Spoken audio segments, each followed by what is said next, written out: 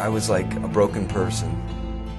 I didn't follow the requirements I was supposed to. I started them, but didn't complete them, and hid my kids from them for 2 weeks.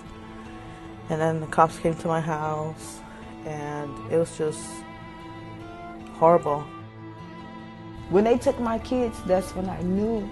I didn't really think I had a problem, but I knew something was wrong. Terrible. You know, so, and you see it happen to other people, but you don't think it happened to you.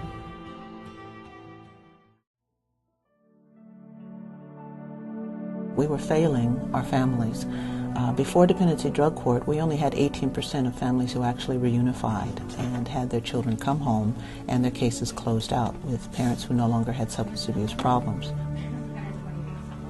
The families that present themselves have multiple problems. It's never just one problem. It's never just drugs, or it's never just mental health. It's never just homelessness, lack of education. And the children have a lot of problems as well. It's not about a clean urine. It's about changing the way you live your life, keeping your children safe, nurturing your children, giving your children a chance to live a productive, happy life without trauma. That's what the goal is.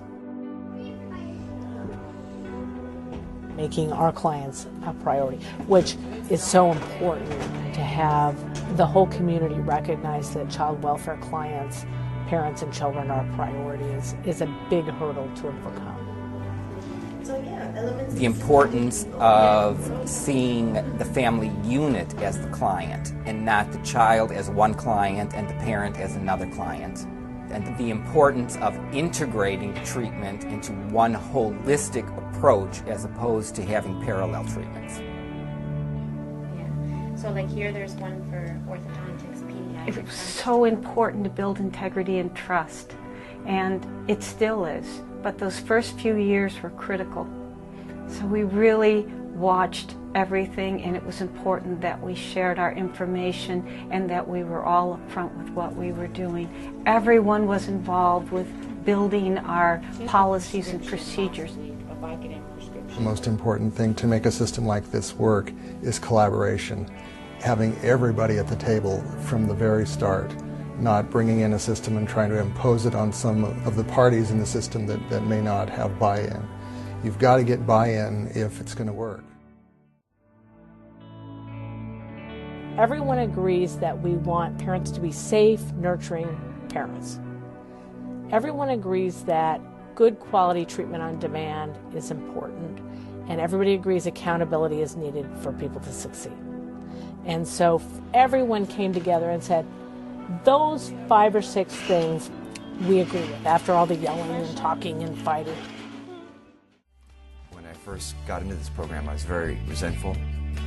I was mad. I was getting ready to go to the Capitol and do a fast to get my son back, you know. I really didn't like this process at all.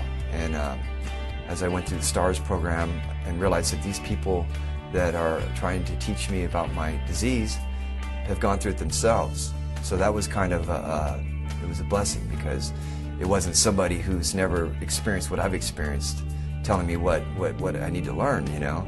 I mean, it was somebody who had actually been there and was doing the deal, staying sober one day at a time. That courtroom gets quiet, and you can see the effect it's having on all the people around them. When a client stands up there and they say, I got my child back, and you can see the people in the room that say, I want to be just like them. I want my child back too. You know, you can see it. You actually have to go to court and you have to do all the programs, all the parenting, because it really does teach you a lot when you go through therapy and parenting and everything, you know, so it's worth it. I mean, as long as you get your child back at the end, it's all very worth it. Most I can say is that it's tough and it's hard sometimes, you know, mentally, but it benefits everyone in your family, it benefits yourself and your children, and staying clean and sober, and it's all worth it. Being being here and in dependency court working, all of us together, it has tremendously turned around our lives. And I am so thankful. And without any of this, drug court, village, it would have been possible and he would have been somewhere else.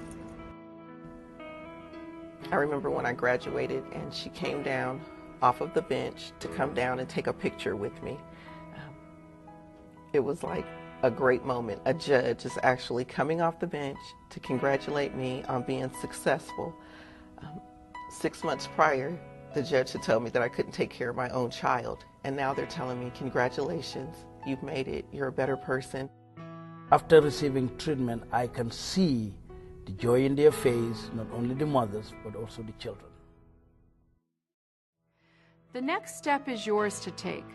Familiarizing yourself with these tools and models is much less difficult than it once was because of the innovative work done by many of your colleagues around the country. Online training is available, and so is our website, where you can find the materials developed by the many national and local groups. We can make the lives of these children and families better by making better connections among our agencies and services. Please join us and take the next steps toward that better life for hundreds of thousands of children and their families.